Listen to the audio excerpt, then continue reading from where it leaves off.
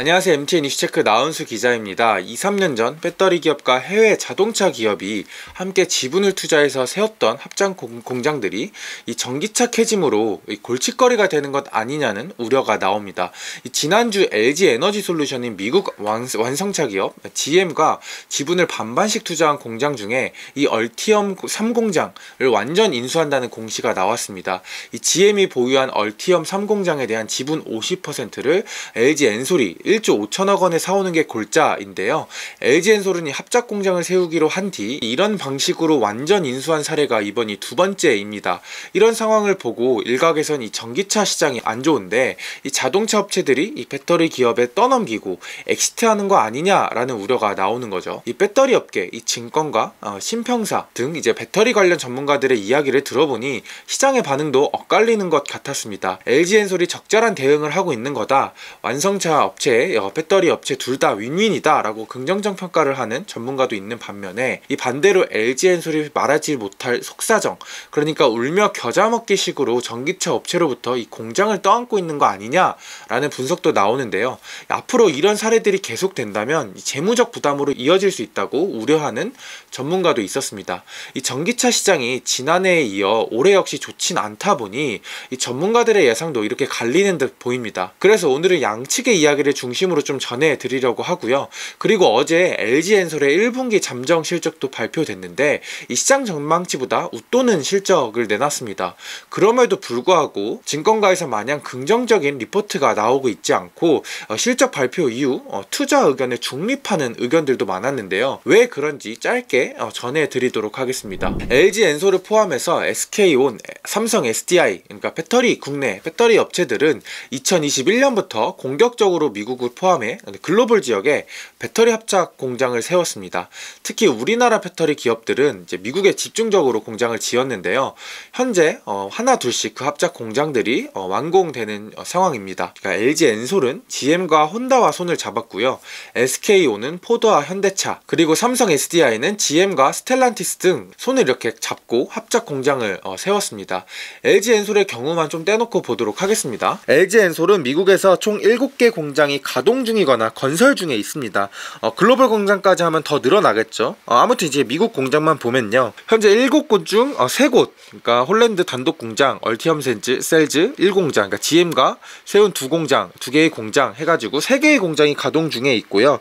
나머지는 지금 건설 중인데 2025년 중에 대부분 완공될 것으로 예상이 됩니다. 표 가장 하단에 있는 이 미시간 렌징 단독 공장, 이 얼티엄 셀즈 3공장이 이번에 GM으로부터 1조 5천억 원을 인수해서 돈을 들여서 단독 공장으로 전환한 곳입니다. 현재 장비 반입을 진행 중인 것으로 알려져서 조만간 완공될 예정이고요. ESS 배터리를 제외한 이 전기차 배터리 생산 규모를 따졌을 때 미국 내 생산 규모는 286기가와트 시입니다. 보통 전기차 한 대에 한 80kW 규모의 배터리가 공급이 된다고 보는데요. 이 전체 미국 공장 규모를 보면 연간 약 357만 대의 배터리를 생산할 수 있는 규모입니다. 미국에서만요. LG 엔솔은 이 미국에만 28조 원을 쏟아 부으며 이렇게 어마무시한 공장을 구축한 상황입니다. 그런데 왜 이렇게 배터리 기업과 완성차 업체들이 서로 지분을 투자해서 당시에 공장을 세웠을까요? 쉽게 말해서 그게 서로 윈윈이라고 판단했기 때문입니다. 이 투자 시기가 조금씩 다르긴 한데 이렇게 합작 공장을 열심히 세우기로 한 게 2021년부터 2023년 정도인데요. 그때까지만 하더라도 이 미국이 전기차 전환에 강한 드라이브를 걸던 때로 이 전기차 수요가 폭증할 거다라고 예상했던 시기입니다. 이 전기차에서 가장 중요한 게 배터리인데 이 폭증하는 수요에 배터리를 제때 공급받지 못해서 생산에 차질이 생기면 이 전기차 업체 입장에서는 큰 문제가 되니 이렇게 배터리 기업과 손을 잡은 거죠. 배터리 공장을 같이 지으면 이 배터리 기업 입장에서도 좋습니다. 이 지분이 반반씩 들어가니 투자 비용을 절감할 수 있고요. 동시에 손잡은 전기차 업체의 배터리를 공급하면 되는 거니까 이 안정적인 매출 확보가 가능해진다는 장점이 있고요. 앞서 말씀드린 대로 전기차 업체 입장에서는 안정적으로 배터리를 공급받을 수 있으니 이게 서로 윈윈인 상황이 발생하는 겁니다. 그런데 잘 아시겠지만 요즘 전기차가 예상했던 만큼 판매가 되진 않죠.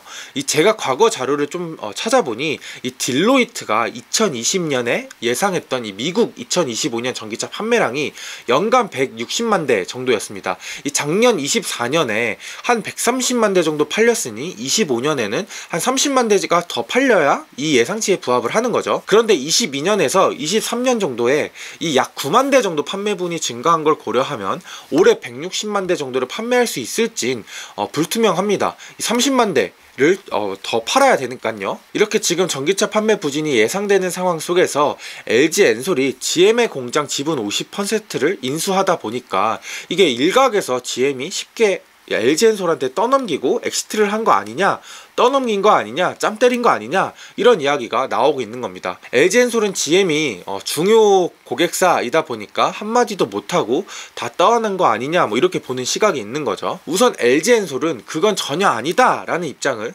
강조하고 누차 밝히고 있습니다. 그러면서 LG 엔솔은 이번 공장 인수에 대해서 이 인수를 하면서 이 몇 가지 장점이 발생한다, 이것 역시 윈윈이다 라고 설명을 해줬습니다. 이 첫 번째, 합작 공장보다 이 단독 공장 하에서 더 유연하게 전기차 캐짐을 대응할 수 있다는 건데요. 이 합작 공장에서는 아무래도 합작한 전기차 업체 위주로 배터리를 공급해야 되는 거니 이제 문제가 있다는 게 LG 엔솔의 설명입니다. 근데 GM 역시 전기차 캐짐을 피해가지 못하는 상황에서 GM 1공장, 2공장, 이번에 인수한 3공장까지 캐파가 늘어나면 비효율적일 수밖에 없다는 거고요. 차라리 공장을 단독으로 돌려서 새로운 고객사를 확보한 뒤 그쪽에 배터리를 공급하는 게 훨씬 효율적이라는 건데요. 실제로 지금 LG 엔솔 같은 경우는 새로운 고객사를 확보해서 고객 다변화에 대한 노력을 꾸준히 진행 중인 건 맞습니다. 대표적으로 토요타와 연간 20기가와트씩 공급 계약을 작년에 맺었고요. LG 엔솔은 공식적으로 밝히고 있진 않지만 이 토요타의 공급 물량을 이번에 인수한 이 3공장에서 생산할 것으로 시장에서 예상을 하고 있습니다. 그러니까 이걸 사서 단독 공장으로 돌린 뒤 새로운 고객층한테 배터리를 공급한다 라는 거죠.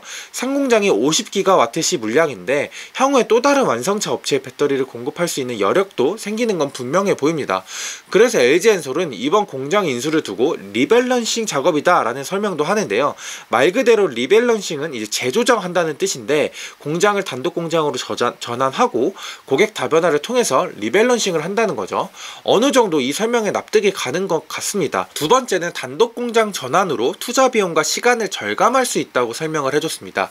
앞으로도 미국 내에서도 단독 공장 건설은 필수적인데 이번에 그냥 인수를 차라리 해버리면 추가 비용을 아낄 수 있다는 건데요. 일단 공장을 세우는데 적어도 2년에서 3년 이 적기 걸리는 이 시간을 아낄 수 있고요.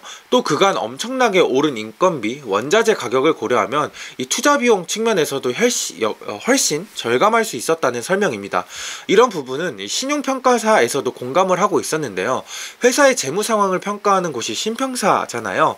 그런데 최근 신평사에서 LG 엔솔이 그동안 엄청나게 공격적으로 투자를 한 것에 대해서 이 과거보다 재무 상황이 약해졌다는 좀 우려 섞인 평가가 나왔었습니다. 그런데 이번에 단독 공장으로 전환을 하면 당장 1조 5천억 원의 추가 현금이 나가긴 하지만 시간과 투자 비용으로 볼 땐 옳은 판단이라고 평가를 하고 있었습니다. 세 번째는 AMPC에 대한 이야기를 해줬습니다. AMPC는 미국의 전기차 배터리 육성을 위해서 만든 제조 생산 세액 공제를 말하죠. 1kW당 35달러 세액 공제를 해주는데 여러 방식으로 통해서 현금 수령도 가능합니다. 어쨌든 이 합작 공장 하에서는 이 AMPC를 전기차 업체와 반반으로 나눠 가졌습니다. 이 지분이 반반이었으니까요. 그런데 만약 단독 공장으로 전환을 하면 이런 AMPC 혜택들 온전히 LG 엔솔이 다 가져갈 수 있다는 장점이 존재한다, 이렇게 설명을 해줬습니다.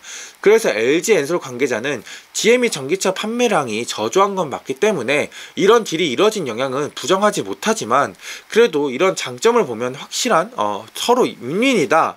그렇기 때문에 일방적으로 떠하는 건 아니다 라고 강하게 설명을 해줬습니다. 그런데 반대 의견도 분명히 존재했는데요. 이들이 가장 의아한 건 가장 근본적으로 인수를 할 이유가 없었다라는 겁니다.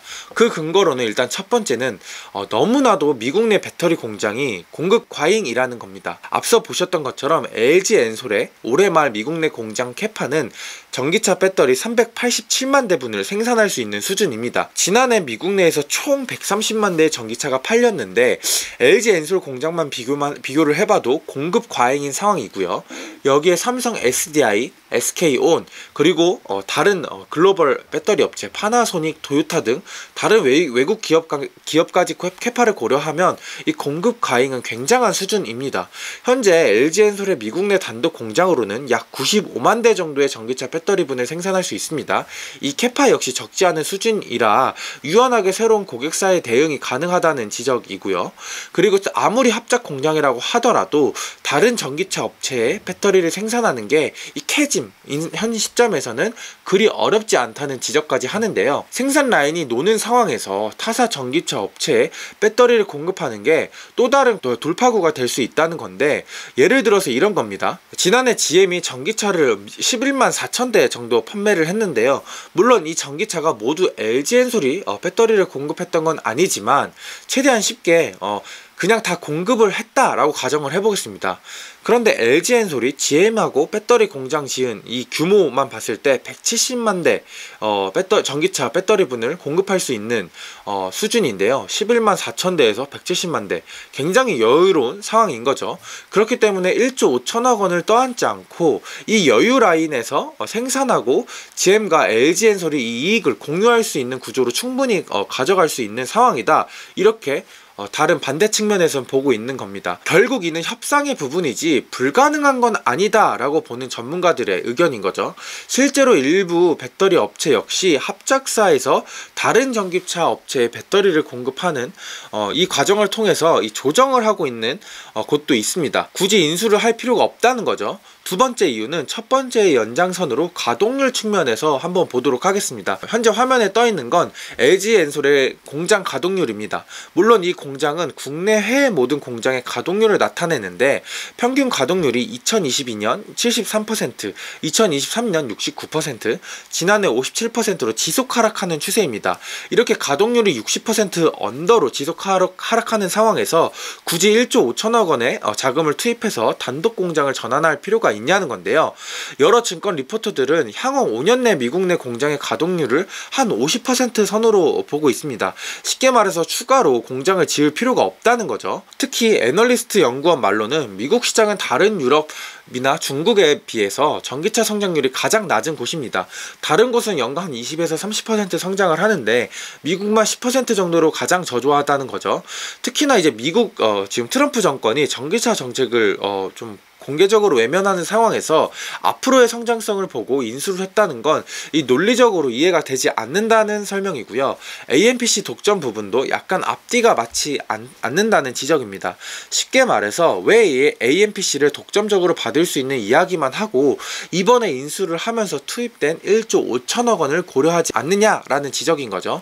AMPC는 전기차를 팔 때마다 받는 건데 일단 판매가 저조한 상황에서 그만큼 회수할 수 있겠느냐라는 의문이 존재하는 게 첫 번째고요. 그리고 또 트럼프가 언제 이 AMPC를 끊을지 모르는 상황에서 AMPC를 그런 식으로 접근하는 건 현명하지 못한 전략 혹은 대응일 수 있다고 지적하는 전문가도 있었습니다. 제가 이번 인수에 대해서 의구심을 갖는 전문가들의 이야기들을 직접 전달해 드리면 LG 엔솔이 공식적으로 그렇게 인정을 하지 않기 때문에 리포트로 담지 못했을 뿐, 그냥 흘러가는 이 과정들을 보면 GM이 1조 5천억 원의 현금을 확보하고 LG 엔솔이 그냥 떠하는 구조다, 이렇게 볼 수밖에 없다라고 이야기를 해줬습니다. 그리고 현실적으로 배터리 기업과 고객사인 자동차 업체 중에 협상 우위에 있는 건 고객사, 그러니까 자동차 업체인지라 약간의 소가리를 하고 아무 말 못하고 공장을 인수한 거 아니냐라고 추측하는 연구원도 있었고요. LG 엔솔이 이에 대한 스토리를 이야기를 하진 않아서 시장에선 이렇게 전망만 할 뿐인데 양측 모두 나름의 근거가 있는 듯은 보입니다. 그런데 양측 모두 앞으로 추가적인 단독 공장 전환은 투자는 좀 불필요하지 않냐라는 분석을 내놓고 있었는데요. 왜냐하면 지분을 주고 공장을 사는 거고 규모가 조 단위이다 보니 현금 흐름상 악영향을 미칠 수 있다는 겁니다. 그동안 차입 등 자금 조달로 이자 비용이 급격히 증가하고 있는 반면 투자 금액은 계속 늘어나고 있다 보니 LG엔솔이 지금 재무 부담이 조금 있는 상황이다라는 거죠. LG엔솔의 최근 현금 흐름을 보면 최근 3개년도, 그러니까 22년에서 24년 영업 활동 현금으로 벌어들인 금액이 총 11조 원 정도 됐는데 투자로 빠진 돈이 한 28조 원 정도로 훨씬 많은 상황입니다. 이 빈 공간을 메꾸기 위해서 차입을 많이 한 상황인데요. 재무적인 부담이 이어지다 보니 S&P나 무디스 같은 글로벌 신평사들은 최근 LG엔솔의 신용 등급을 강등하거나 부정적으로 전망을 하향하는 일이 이어지고 있고, 국내 신평사들 역시 이 LG엔솔의 재무 상황을 예의주시하고 있는 상황입니다. 그러니까 더 추가적으로 공장을 인수하면 재무적인 부담이 있을 수 있다라는 게 공통된 의견인 거죠. 마지막으로 어제 발표한 LG엔솔의 1분기 실적을 짧게 짚고 넘어가겠습니다. 1분기 매출은 6조 2650억 원, 영업이익은 3747억 원을 기록했는데요. 당초 시장 전망치를 크게 웃도는 수준입니다. 어닝 서프라이즈 실적에 긍정적인 평가를 받을 법도 한데 증권가 리포트를 보면 마냥 그런 것 같진 않습니다. 이 증권가는 오히려 투자 중립을 유지하고 있었습니다. 일단 이번 영업이익 흑자는 미국으로부터 받은 AMPC, 그러니까 아까 말한 투자세 공제 영향이 컸고, 만약 이 효과를 제외한다면 이 830억 원의 적자인지라 찐 흑자라고 보는 시선은 아닌 듯 보이고요. 이렇기 때문에 현재 실적 구간이 어떠한 외부 변수에 의해서 변동성이 매우 큰 구간이라고 보고 있는 게 증권가의 중론이었습니다. 예를 들어 배터리 리콜이 줄어서 애프터 서비스 비용이 감소하거나 AMPC 지급이 좀 많아지면 흑자가 나오고, 작년 4분기처럼 불용 재고를 손상 처리하거나 리콜 비용이 늘어나면 어닝 쇼크가 나는 등 이제 일회성 비용, 일회성 이익 규모에 따라서 이 실적 변동성이 굉장히 크다라는 설명이고요. 또 실적 발표 이후 내놓은 삼성증권 리포트에서는 이 불확실성과 더해서 고객사 수요에서 의미 있는 변화가 나타나고 있지 않다, 즉 여전히 배터리 수요 반등이 유의미하게 진행되고 있지 않다라고 설명을 했습니다. 그러니까 이 계속 이런 불확실한 구간이 계속 이어지고 있을 거다라고 예상을 하고 있는 거죠. 증권가 리포트들을 보면 2분기까지는 좀 관망해야 되고 3분기 역시 조금 반등할 여지는 있지만 이 역시 좀 불투명하다, 이렇게 전망을 하고 있었습니다. 전기차 캐즘이 2025년에도 계속되고 있습니다. 중국의 계속된 추격으로 우리나라 배터리 기업이 올해 역시 좀 쉽진 않은데요. 앞으로 좀 어떻게 될 수 있을지, 이 위기를 어떻게 헤쳐나갈 수 있을지 조금 예의주시할 필요가 있어 보입니다. 네, 제가 오늘 준비한 이슈체크는 여기까지고요. 다음에는 더 유익하고 재밌는 컨텐츠로 찾아뵙도록 하겠습니다. 지금까지 시청해주신 구독자 여러분들 감사합니다.